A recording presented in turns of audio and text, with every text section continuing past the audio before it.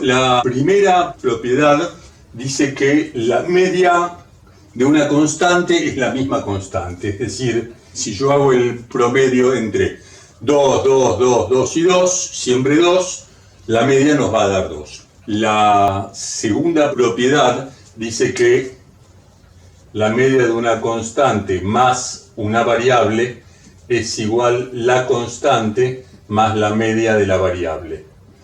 Esto, que es bastante simple de ver, nos es útil, por ejemplo, si yo tengo la nómina de una firma y sé cuál es el promedio de lo que la gente gana y a cada uno le doy un aumento de 1.000 pesos, no necesito volver a hacer el cálculo de cuál es el salario de cada uno, el promedio nuevo. Simplemente lo que hago es al promedio viejo le sumo 1.000 pesos y ya tengo el promedio nuevo. Esto puede deducirse de una manera muy simple. Yo digo, la media de una constante más una variable se define como la sumatoria desde igual 1 hasta h de k más xi por fi. Desarrollando, nos queda sumatoria desde igual 1 hasta h de k por fi más la sumatoria desde igual 1 hasta h de x por fi. Entonces, ¿esto qué es lo que nos queda? Puedo sacar k como factor común de la sumatoria de f de i, más la sumatoria esta nos da ¿qué cosa? La media de x. Y la sumatoria de fi, la sumatoria de las frecuencias relativas, vale 1. Por lo tanto, k por 1 es igual a k más la media de x, con lo cual completamos y vemos en definitiva que la media de una suma de una constante más una variable es la constante más la media de la variable. La propiedad que sigue nos dice que la media de una constante por una variable es igual a la constante por la media de la variable. De la misma forma que vimos antes, si en vez de aumentarle 1.000 pesos constantes a cada uno de los individuos de una nómina, le aumentara porcentualmente un 10 a cada uno, por ejemplo, entonces lo que hago que es multiplicaría el sueldo viejo por 1,1 para llegar al sueldo nuevo. En definitiva, lo que hago es una constante, 1,1, por el valor de la variable, que era el salario viejo, para tener el salario nuevo. Bueno, lo que la propiedad esta nos dice es que para ver la media del salario nuevo, lo que tendría que hacer es 1,1 por la media del salario viejo.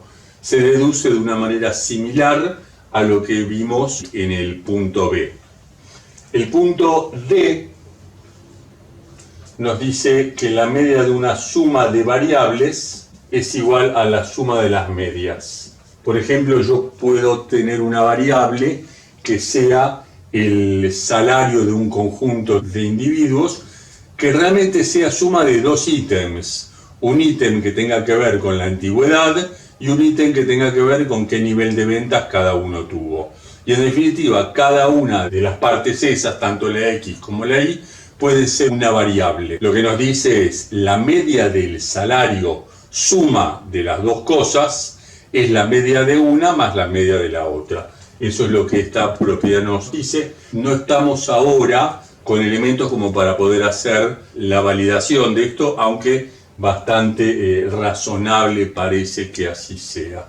La última propiedad que vamos a ver, la propiedad E, nos habla de la media de un producto de variables. Y esto es la media de una de las variables por la media de la otra, pero solamente si X e Y son independientes. ¿Y qué significa que una variable y otra sean independientes?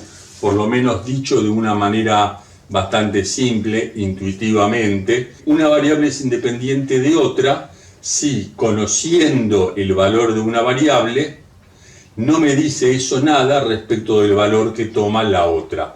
Por ejemplo, ¿Qué variables pueden ser independientes? El lanzamiento de un dado, el resultado que se obtiene al lanzar un dado, es independiente del resultado que se obtiene al lanzar otro dado o al hacer un tiro con la ruleta. Ahí hay independencia. Que un dado salga 2 no quiere decir que otro dado necesariamente sea 2 o sea distinto de 2. Cada dado tiene resultados independientes. No se ve afectado uno por el otro. Pero, ¿qué variables pueden ser dependientes? Por ejemplo, si yo en un individuo tomo el peso y la altura, probablemente si es muy alto pese más que si es muy bajo. Entonces la altura me está dando alguna idea de cuál puede ser el peso. No quiere decir eso que necesariamente las personas altas pesen más que las bajas. Hay altos que son muy flacos y hay bajos que son extremadamente gordos. Pero lo normal, lo común, es que si uno es más alto, en general el peso de la persona esa es mayor. Yendo al tema nuestro, se podría dar, por ejemplo, horas de estudio con nota que se saca uno en un examen. En general, no necesariamente, en general, si se estudia más, el rendimiento en un examen es mayor que si se estudia menos. Esas variables parecen ser dependientes. Avanzamos en un ratito, nos estamos viendo.